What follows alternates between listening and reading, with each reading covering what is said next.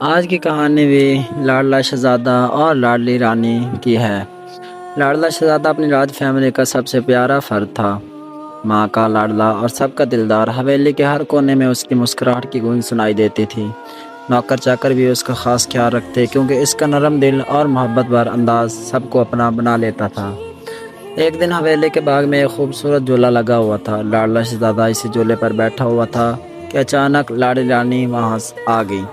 اس کی معصوم مسکراہٹ اور نرم لہجہ شہزادے کے دل کو چھو گیا۔ دونوں کی باتیں شروع ہوئیں اور تو یوں لگا جیسے برسوں سے ایک دوسرے کو جانتے ہوں۔